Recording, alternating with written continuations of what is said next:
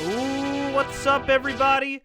What is going on? This is Fred Rachani of TSC News here to recap UFC 192, Cormier versus Gustafsson. Sorry, I almost had a cough there. I was screaming at my TV going, holy doodle squat. This was a hell of a main event. You had Cormier on one side, Gustafsson on the other. And these two warriors battled it out for 5 rounds. I ordered this pay-per-view, and I was looking at myself, and I was thinking, did I make a mistake? For 4 fights, decision. And somewhere in between, boredom. All right, the prelims were all right. There were a couple good fights. The opener with Juliana Pena beating Jessica Eye via decision was pretty good. Benavidez and Bogatinov was not bad. I don't think it was as bad as the crowd in Houston thought. Evans and Bader getting the biggest win of his career. That was pretty good too, but still, I wasn't feeling it. It wasn't pay-per-view quality. To me, it seriously hurt the card when Johnny Hendricks didn't make weight and the Tyron Woodley fight was canceled. So here I am, pissed off. I just spent $60 on this freaking card, man. I want to see some good-ass fights. And we get to Cormier versus Gustafsson. And once again, in a title fight, Gustafsson delivered. He delivered. And I got to say, and I'm recapping from my perspective here. Round 1, Cormier takes him down, imposes his will, does his thing, roughs him up. I got it, Cormier. Round 2, Gustafsson starting to work. It's pretty close. You can make the argument it was tied. I think I had it for Gustafsson in that round. Round 3, Gustafsson at the end hits Daniel Cormier with the knee, almost finishes him. I mean, hell, Cormier went down. Some people thought they should stop the fight. I didn't think so. Cormier went down for a second. If he had the fight stopped there, could you blame him? I don't know. But I do think in certain cases in championship fights, you have to give a little bit of leeway. I mean, you got to remember, sometimes people want to see more than just, okay, stop the fight. I know about fighter safety and everything, but you got to give them some leeway, okay? I want to see fighters be safe and everything, but you got to give a little leeway, and Cormier ended up being able to go. Trust me, it was far from a horrible call, in my opinion. It was crazy. A few months back, I mean, I've seen some fights where, guys have taken like 30 shots, 20 shots, ref doesn't stop it till the very end. Hell, I even thought Gustafsson's last fight against Anthony Roll Johnson was stopped way too late. I mean, that dude's head was snapping back. And some people were wondering, why is Gustafsson getting the shot against Cormier? Well, UFC thought it was more marketable. If you factor in the European market, makes sense. And, hey, he brought it here. He almost finished Cormier in round number 3, although Cormier was winning most of that round. Round number 4, not too much. Guys going back and forth. The surprising thing into 4 rounds was that Gustafsson was able to take down Cormier a couple times. But if you look at the stats, Cormier actually backed up Gustafsson more, had him running around a bit, and he hit more strikes. Now, I don't know about significant strikes, but if you look at both guys' faces, I mean, they both hit their fair share of significant strikes. And round number 5, a lot of clinch work. Gustafsson, I thought, could have been busier. I think that really sealed the deal for Cormier. Kind of got close, peppered him with some shots. All throughout the fight, he was successfully using the uppercut.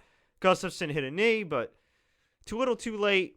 I think Cormier just outworked him, and at the end, it was a split decision for Daniel Cormier. Look, this fight could have gone either way. I personally thought it should have been Cormier unanimous decision, but look, it was a close fight.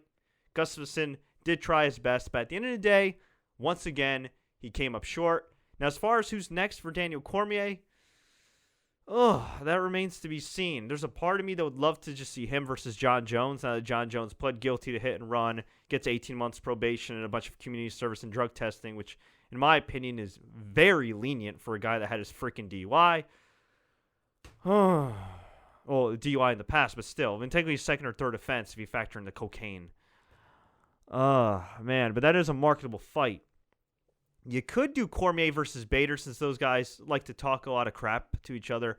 But Bader, I mean, while he did beat Rashad Evans and it was impressive, and believe me, it's hard to finish Rashad Evans, let alone beat him, I don't think he had a performance that excited people. Once again, I really don't think he had a performance that excited people. So the question is, who's next? I mean, I guess you could do a Rumble Johnson and Cormier rematch, but Johnson's had his issues, and while he's never been charged or anything with domestic violence, he had that issue at the gym, and the UFC had to release a statement saying he's going to sensitivity training, and it was kind of an embarrassing situation. So, I'm not saying he's high risk, but, he's had some recent bad pub. Maybe you don't want him in the main event, particularly when you're hyping Rousey right now and, women empowerment. That's a tough one. That is a really, really tough one. I guess you could do Bader. Why not? Do Cormier and Bader.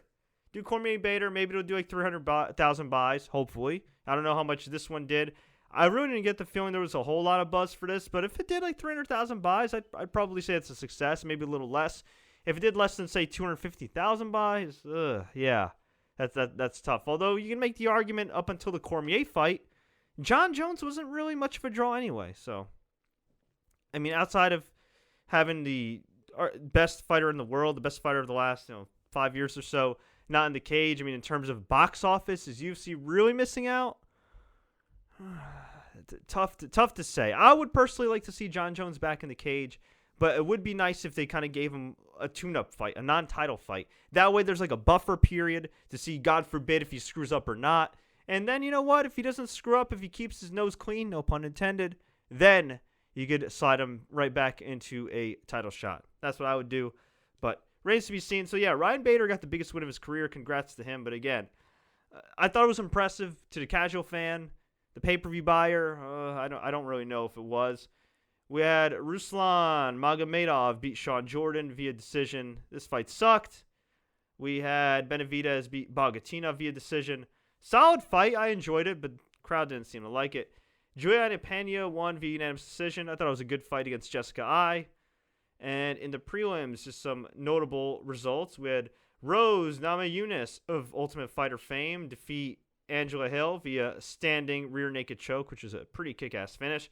And Yair Rodriguez, who I believe won Tough Mexico, if I'm not mistaken, defeated Dan Hooker via unanimous decision. No, I have no idea if Dan is actually a hooker on the side. We had Sage Northcutt on UFC Fight Pass, the hyped prospect, defeat Francisco Trevino via TKO in round number 1. Hey, he did his job. He looked okay. Didn't really fight anybody of note, but he's a prospect. They're building him up.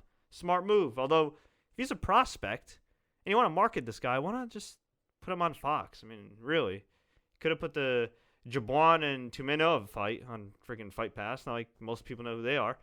Yeah, and Sergio Pettis also on Fight Pass, which is kind of bizarre considering he has somewhat of a name in a weight class that doesn't really draw. Sergio Pettis beat Chris Carriasso via unanimous decision.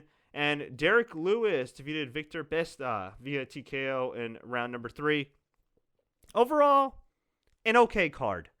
The main event definitely saved it. I don't want to call it a one-match. You know what? Screw it. I'm going to call it a one-match show. I was bored to tears of this card from matches 5 to 2, but at the end of the day, the one match that mattered most, the title fight, delivered in spades. So congrats to both men, Cormier, Gustafsson. And I want to hear from you. Who do you think should be next for Cormier? Do you think they should actually give Gustafsson an immediate rematch? Personally, a couple years back, I thought he should have gotten an immediate rematch against Jones, but it's another day. It's another time. We'll see. But please, let me know. Leave a comment below. Tweet us. Facebook us. Do what you got to do. And don't forget to subscribe for more exclusive MMA news updates, in-depth interviews, live recaps, and much, much more. Take care.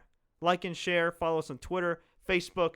Please also, if you could, check out our gaming channel, facebook.com/gamingtsc. You can also search for TSC Gaming on YouTube, Twitter at TSC Gamer, and of course you can follow me for sports and gaming at Fred Ricciani on Twitter and Instagram. We'd greatly appreciate it.